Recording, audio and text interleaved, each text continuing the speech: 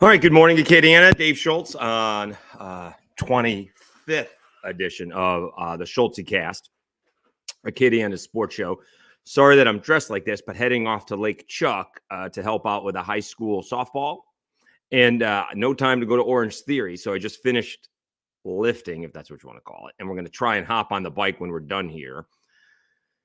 Good thing I checked out where I was going because I didn't know, and I'm actually going to Sulphur, which is about a half an hour. Where is it, Fresh Park or something? So that's about a half an hour past Lake Charles. So the idea is to be out of this place by 9:30, maybe. Can I get out of here by 9:30? Certainly by 9. And so there's no time to do the Orange Theory. All right, so we still have lots to talk about. First, festivaling yesterday with Sue Foley. That was outstanding. I know it was right when the NFL draft was started. And by the way, how did I get the time wrong for the NFL draft? And by the way, the NFL draft now has a 1-hour pregame show. For some reason, I thought the draft was at 6 p.m. Central and 7 p.m. Eastern. Not the case. So just as I parked downtown where I used to live, actually, they're making the and actually maybe when I got to the stage, Caleb Williams was number one. All right, so so we'll talk about the draft. Cajuns hosting the Southern Miss. That's big. Tigers hosting the Tigers. Pels game 3. Well, let's do the draft. So really big night for LSU, as it turns out, right? 3 picks in the first round.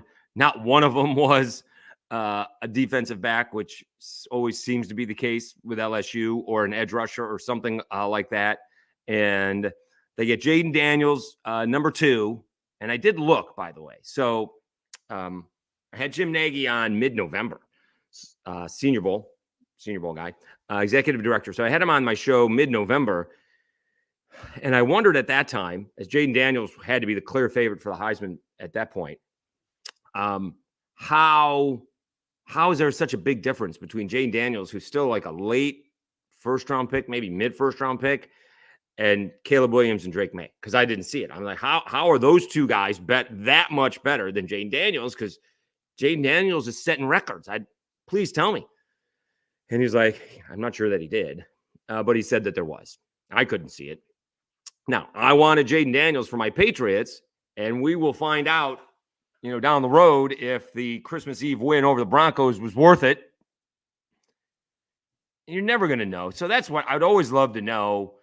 Would they have taken Drake May with the number 1 pick? Did they think Drake May was the best quarterback of the 3? Which I'll probably tell you now. We got the guy that we wanted just to make the guy feel good. And obviously, they didn't think there was that big a difference between Caleb Williams, Jaden Daniels, and Drake May. I don't think. So Jaden Daniels goes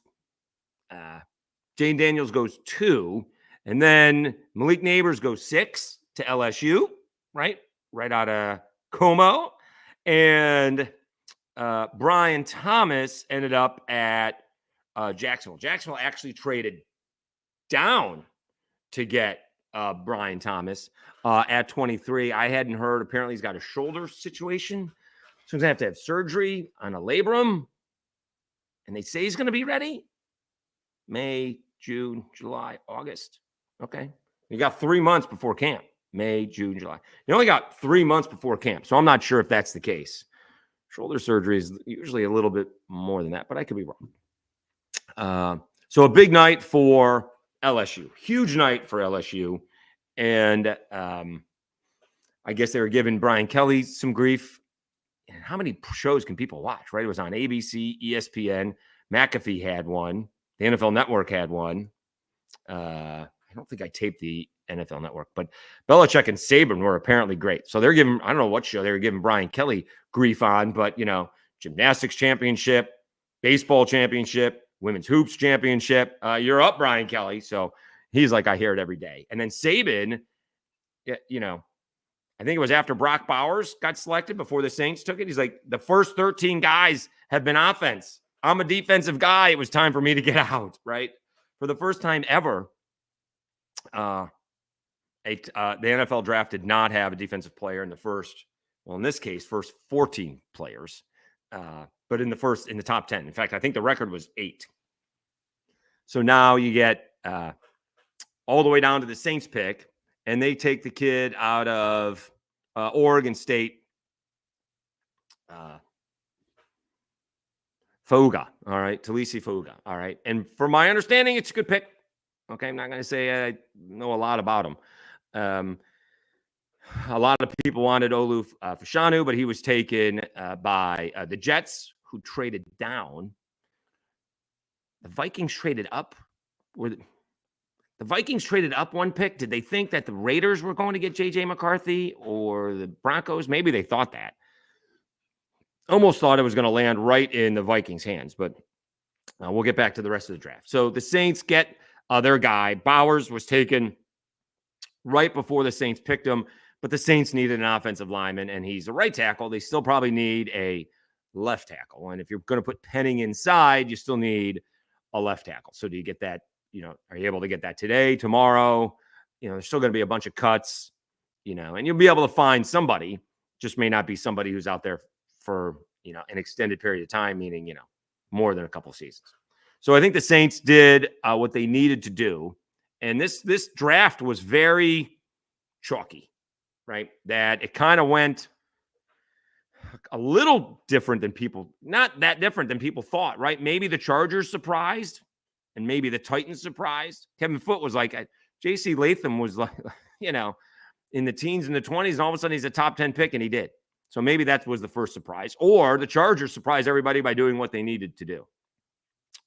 Jaden Daniels goes 2. So Caleb Williams goes 1, and I thought the Bears had a great draft. You get a QB and a wide receiver, and I mean, they got Keenan Allen and DJ Moore. I mean, Rome Odunze is going to see single coverage all day long, or those two guys are going to see single coverage. So he's in a really good spot.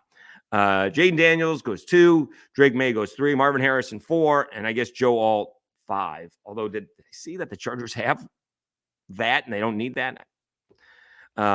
Giants make a great pick with Malik Neighbors, right? That's what they need, not the quarterback, now that they have signed Daniel Jones. J.C. Latham went a little bit higher than people thought. And then Atlanta shocks everybody. Okay. Then Atlanta does the Atlanta thing. First, they take Raheem Morris instead of Bill Belichick. And then they sign a quarterback for almost $200 million, $100 million guaranteed. And instead of helping the team this year, they're taking the quarterback for down the road. Everybody says, boy, it worked out well for the Packers. Not this last time. It worked out the time before when they took Aaron Rodgers and he went to Super Bowl and won it. Did I miss the Super Bowl that the Packers have won because they took Jordan Love? I missed it, right? They're coming off a 13-3 year, and they need a little bit of help defensively or offensively, and they take Jordan Love. And he hasn't even been back to the Super Bowl. He's been to one Super Bowl, Aaron Rodgers. But it's a good thing they got Jordan Love, and I'm not quite as sold on Jordan Love as everybody else. Was he better than I thought? Yeah. I'm not quite sold on him. I know he had a great game against the Cowboys. What did he do the game before? Did he have a great game against the Bears before? So that was the end of the regular season. So I'm not quite sold on him. Is he good enough to be an NFL quarterback? Sure. Do I think he's a top NFL quarterback? Not quite yet. It's year 1 for him, really. So we'll see. But the falconing, everybody is up in arms over there. All the people that I follow are like, what are you doing? And I could care less about the Kirk Cousins part of it, right? I mean, you got your money. Go play. All right? You have plenty of weapons on offense. You don't worry about player development. That's not your job. All right? But, I mean, they just didn't help their team. They could have gotten Dallas Turner. They could have got the kid from UCLA. They could have gotten anybody at defense and maybe even a wide receiver. They could have got Odunze if they wanted another wide receiver, but then I'm taking a quarterback who's not going to play. So, allegedly. Of course, Kirk Cousins is coming off an Achilles, so we'll see. So it's going to be interesting. The question is, how does you went and got Kirk Cousins? So you're trying to win now. You're not developing anything. You're trying to win. It's a lot of money for a quarterback. How does Michael Penix help you win now? That's the question. And outside of, well, we need somebody to back up Kirk Cousins. Has there been a backup quarterback that's won in the Super Bowl since Hostetler? Honestly,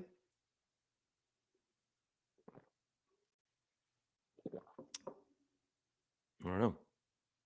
I'd have to check it out. I don't think so. So the Falcons are falconing. Keon Coleman from Opelousas didn't get picked. He'll probably go very quickly here in the second round. Could go to my Pats. All right, so we'll see what happens there. They could use some help on the offensive line. But a good night for LSU. Saints did what they had to do. We'll see what the Saints do today, right? Isn't today 2-3, or is it 2-3-4? I don't know. So it's at least 2-3, and we may get round 4. Also, I did hear this, though. Jim Nagy is very big, take it for what it's worth, that there's not a whole lot on day 3 in this draft. A lot of day 3 guys went back to school because they got NIL deals. So next year we may see some older guys in the draft, but it's important to get your drafting done on day 2, or else the day 3 guys are kind of like non-drafted free agents talent. That's according to Jim Nagy. So we shall see what happens there. All right, it is episode 25 of the Schultzycast. Please like, rate, review, subscribe. We will try to get this, if I remember, before I get out the door here, to upload it on Apple and Spotify. It's a big help. We're starting to grow an audience there, so that's great. I still need to do the artwork. I probably just should put the logo on there for now, which is a nice logo. It's not too busy. All right, so Cajuns hosting Southern Miss. Let's see. I presume there were some games yesterday. Let's see if they fell. They fell to 58, and all the work they did to get into the low 40s to put them in a spot so they can be in the top 30 should they win, not win out, but, put them in a good spot so where they don't need to win the Sun Belt Conference tournament is hasta la bye-bye because they lost. They went up to 57. Let's see what the predicted RPI is. It is what it is. 31-12 predicted, 31-12 now. Well, now the predicted results are 42-14. That's pretty good. If you can do that, you're in good shape. Take 2 out of 3 from Southern Miss, 2 out of 3 from Troy, and win the rest of the ball games. All right. Now you're in a good spot. Although that just leaves you at, boy, that's still, to me, it's on the bubble. It's like 36. I think 42 is a good spot. So that's winning. I'd like to win 10 out of the 13. That's 11 out of the 13. That's pretty good. All right. If you win, it's going to be tough. If you go 25-5 in the Sun Belt, despite the RPI being 36, and that's on the bubble, and that's presuming you win a game or 2 in the Sun Belt Conference tournament, you're going to get in, right? If they're sitting at 36 RPI and they're the regular season champs of the 4th or 5th toughest conference in baseball, they're getting it. At 25-5 in the Sun Belt, they're going to get it. All right. I'm still nervous at 36, but I probably shouldn't be, right?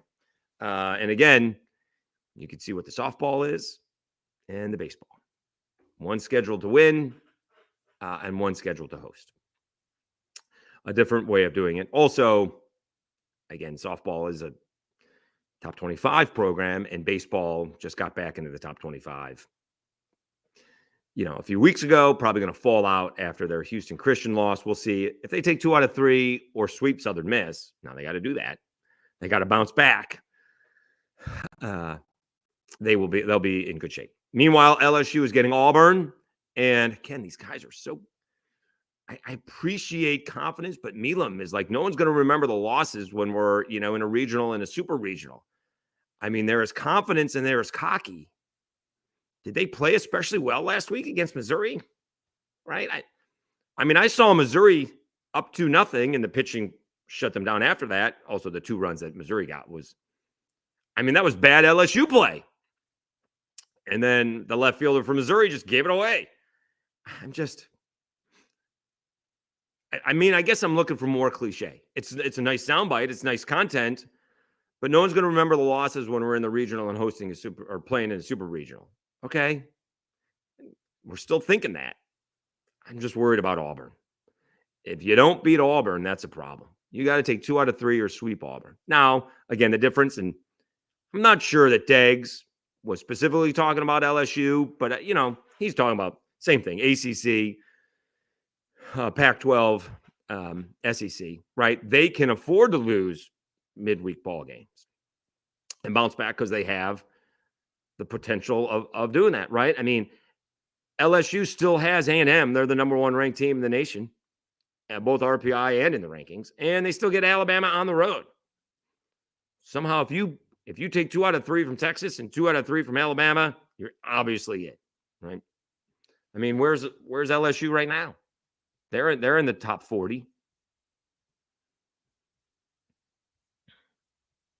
I mean, the Cajuns and LSU were going back and forth almost on like an hourly basis. But LSU with 2 out of 3 over Missouri, they're up to 36. They're fine, right? They're fine. And they're all a 5 or 13 in the Sun Belt. And even their non-conference schedule is bad. They have a 137 non-conference schedule. And yet their overall strength of schedule is 25. Cajuns have a non-conference schedule of 158, and their overall strength of schedule is 114. All right. And that's the difference, is that LSU gets that RPI and SEC teams get the RPI from their conference, and the Cajuns don't. All right. They don't get JMU. They'd be a big help if they were playing JMU this year, and they're not. They got it from Coastal, and then you lose to Houston Christian. And, because if you had taken, let's go back. Say you beat Houston Christian. Heck, you could have dropped. Say you dropped to 44. But then you take 2 out of 3 from Southern Miss, or God forbid, sweep them, and then you're a top 40 team, right? You're probably where LSU is. You're sitting at 36 or 37. Then go on the road and take 2 out of 3 from Troy, and then you're either just outside the top 30 or in the top 30, and you're set, right? Then you take 2 out of 3 from Georgia Southern and 2 out of 3 from South Alabama, and you don't have to worry about the Sun Belt Conference tournament. But now you learn the hard way. And Deggs is right. They have to be perfect. You can't lose to a Houston Christian, and they did. And they're going to make this more difficult. God forbid they lose a series on the road, right? If this team is here's going to be the problem. They could be Sun Belt champs, but if they lose a series and they're sitting in the low to mid 40s, that is not where you want them to be. Sitting at 36, 25-5, they're in, right? I still think that's the bubble, but probably not, right? If you're there, probably not. But if you're sitting at, let's just say, 23-7 or 22-8, still win the Sun Belt, but now you're sitting at 44, 45, now I'm sweating Montgomery. And that's what I was looking to avoid to do. But at the same time, if they do go 42-14, that's how they scheduled. It worked out the way they planned it.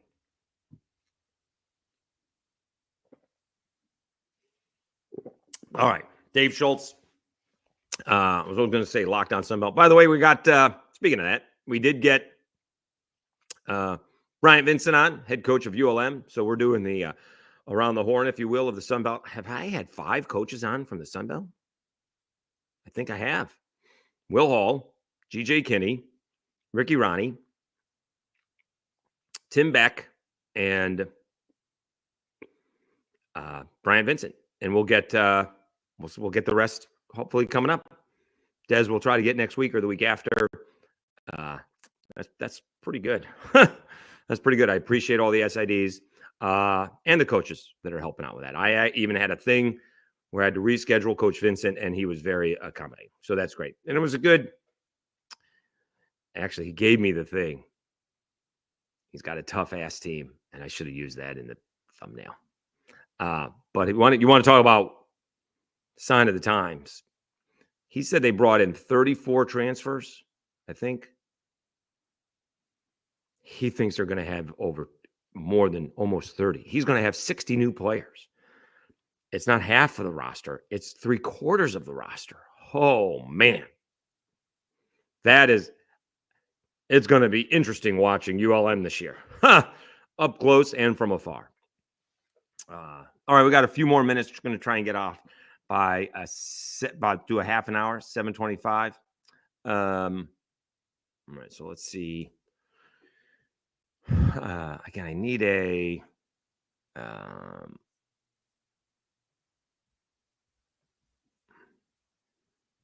better way of doing this. Like writing down my own topics. All right, Pels last chance. We'll see. I mean, we'll see. I mean, they're going to lose. We mentioned this before. After they missed out on winning game 1, Oklahoma City settled in. We'll see what it's like.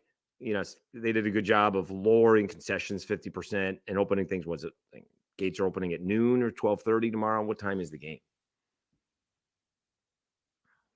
Is it in the afternoon? Did I see it's like 3 o'clock? Let me see here. Saturday. Isn't it Saturday? It is at 2:30. It's 2:30 in the afternoon. So there's a ton going on. All right. Again, I'll be at Sulphur. Hopefully I can get back tonight. I mean, if Herman and Langevin pitch the way they do, that game's usually over in 2 hours. And now I'm an hour and a half away. So even if I leave at 7, I'm not going to get back till 8:30 at the earliest.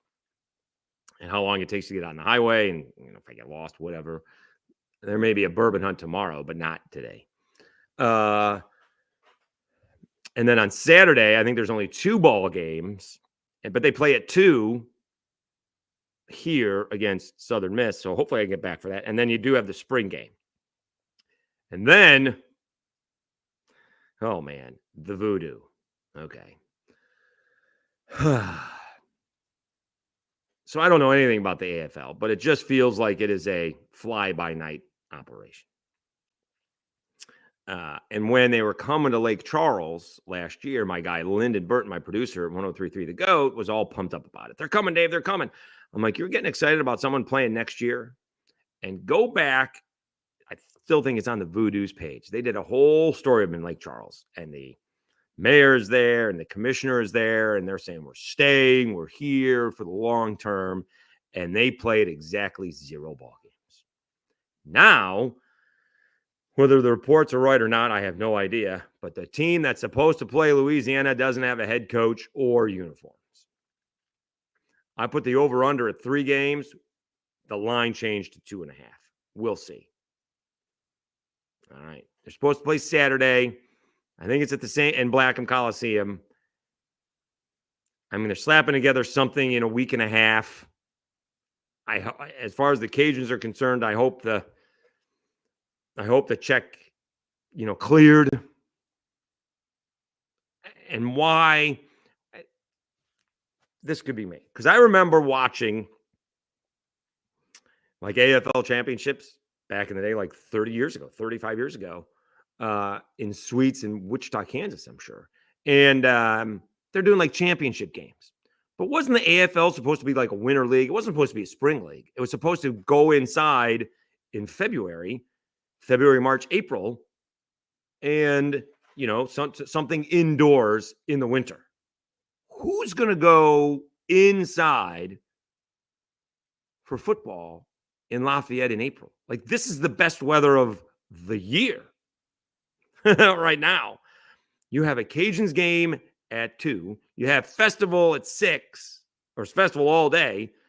And I know it's not festival every weekend, but there's usually something going on. And why am I going inside for football in April and May? I don't know. That doesn't make sense to me. I wish them all the best, but we'll see how many games the Voodoo actually play. I appreciate the people trying to, going for it, trying something new, but doesn't seem like the best of all ideas, if you ask me. But we shall see. All right, so you got the Pelicans and lots going on. We'll see how the rest of the NFL draft goes. Again, it looks like the Bears did well. The Vikings did well. Let's see who else. And we love the idea that the Falcons did not do well. Like they are apoplectic in Atlanta right now. All right. I could care less what Kirk Cousins thinks, but I don't know what they're doing. Right. I mean, not only are they getting ripped for Kirk Cousins, but now that all right, so now we know why they went with Raheem Morris, because they don't really want to win. Right? Isn't Arthur Blank? He's really old. He wants to win now. We're not in a, well, let's see how we are in 5 years mode for Michael Penix. And I've heard different things about Michael Penix, right? He throws this great deep ball, but he's not really accurate other than that. Like the wide receivers bailed him out. Ramadunze bailed him out time and time again. The other thing, Belichick and Saban did a really good job last night, also on the draft. Belichick's got a great story about Randy Moss. It's hilarious. But Belichick also, and not really fair, right? Comparing the three quarterbacks now, Caleb, Drake, and Jaden Daniels, to like Brady and Manning. And they're showing like Manning with the Broncos, right? The throw they showed had good technique, but he couldn't throw it, so it was a dying quail. And he was throwing it like 25 yards. But they showed the setup. They showed protecting the ball, looking downfield. And he's like, they showed a slant, and Caleb Williams is like, instead of his hips pointing towards the wide receiver, his feet were like this instead of like that. He's not stepping into the throw. They showed Drake May, his footwork never getting set. And they showed Jaden Daniels not having good ball security. Okay. Well, that's not fair either, because they're comparing the finished product of Brady and Manning to, three college kids. So not really fair, but at the same time saying, all right, these guys are really good and they're the top three guys, but they got things to work on. And some of those things you think would be easy to work on, right? Footwork and protecting the ball, that's much different than throwing it into a tiny window, and maybe we'll help with that. So those guys were great. I think you'd see McAfee on YouTube. I didn't even know where McAfee was, and I forgot the NFL Network. I don't know if I can go back and watch that. But it has become a thing. So my draft story, right? I mean, and Detroit had 250,000 people out there. My goodness. I mean, I'm not claustrophobic, but I can't imagine being in the middle of that crowd thinking, first of all, I got to pee. And second of all, where am I getting a second drink from? So my one draft story, and I don't even know how this happened, because this is like 1988. No, 89. The summer of 89. I interned at USA Network, and somehow my JV basketball coach, and I was the 13th man on a 12-man JV basketball team, ended up working for the Hornets, and he's the guy answering the phone. He's the guy going to turn in the pick. I don't even know how I found that out. No Facebook back then, no social media, nothing. Who knows how I found it out? Certainly no cell phones. Or at least prevalent cell phones, right? That was like a luxury back then. And somehow he's picking it, and this was like the worst draft of all time. This is the Purvis Ellison draft, the Danny Ferry draft, right? This is also where Doug Collins got fired after getting B.J. Armstrong and Stacey King. We leave the draft, come home. Oh, by the way, the Bulls fired their coach. So that's where the Bulls dynasty started that night. And so we're going, my friend and I, Ken Mack, are going. And the other intern, Amanda, was like, what are you doing? We're going to the draft. Oh, what's happening at the draft? Well, the teams are picking their players. What's going on? They're just picking the names. The players are going to, take a picture on the stage. So that's it. Yeah, it's a bunch of nothing. So it's a bunch of nothing. But see what the NFL and the NBA, for that fact of matter, have done with the draft. Unreal. It used to be a one-day deal on a Sunday, one-day deal all day. Then it went to a 2-day deal, and now it's a 3-day deal, and 2 of them are in prime time.